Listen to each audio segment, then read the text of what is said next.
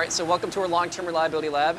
These are actually special chambers specifically designed for testing batteries safely. You can see they have fire suppression built into them so that we can test batteries like lithium ion phosphate batteries. This is actually running a temperature cycle test right now. You can actually see from the profile we're cycling temperature up and down.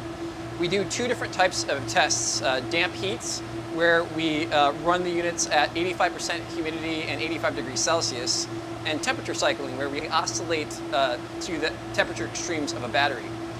For batteries in particular, we actually have to do two different types of temperature cycle tests.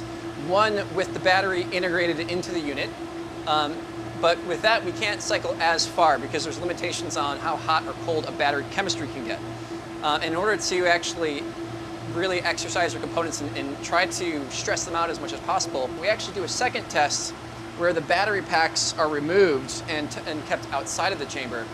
And inside the chamber, I can actually open this up a little bit, we test all the guts of the battery. So this contains the electronics, the inverters, the battery management system, and that allows us to stress this system out farther. We can actually take this to the extremes of the electronics. So this actually gets tested to minus 40 degrees C, all the way up to 85 degrees C, which for all Americans, that's about 185 degrees Fahrenheit. So temperatures that don't even exist on the planet, we test our electronics to. So let's work our way to the other parts of the lab where we can actually see some other components being tested. We'll work our way back. As we do that, you can see there's actually a lot of other equipment in this lab. We have things like grid emulators, solar emulators, and a variety of other equipment that we actually have to do for testing each individual component, because we have to basically build a system around that component to test it in the environment that component's actually going to be in. This chamber right here is actually running damp heat on our gateways. We have another chamber that's in between tests right now that we can actually take a look inside. So here we have a chamber that's currently open, so it's in the middle, in between tests. So like I said, we test all the components that we have, our inverters, our batteries, our connectors, our cabling, all of our accessories all go through different types of stress tests to make sure that they can meet our reliability requirements in the field. So let's work our way to another piece of equipment, another test.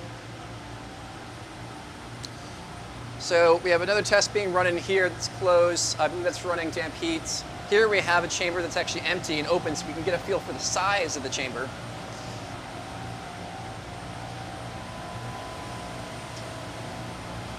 So you can see they're quite large. You basically do jumping jacks in there, and the reason why they're that big is because we're trying to get a lot of device hour testing.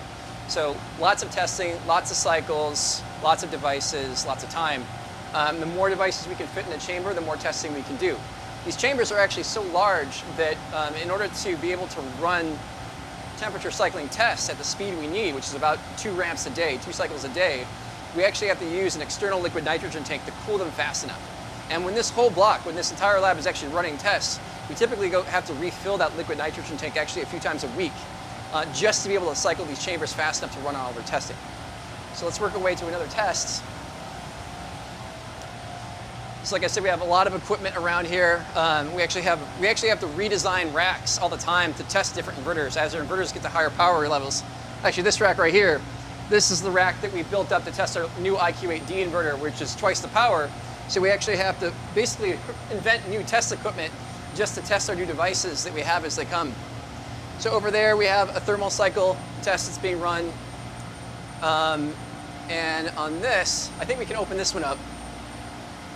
This is actually running another thermal cycling test on our new IQ8 inverter.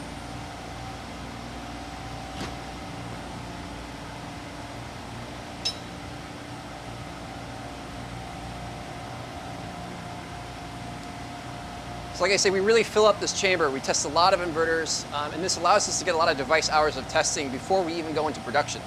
So these are actually testing the new IQ8 inverter that we're about to release. With the number of devices we have in here, we've actually done, I believe, over 3.8 million hours of total device hour testing on the IQ8 family of inverters, over 1.8 million hours on the new IQ8 PV before we release it.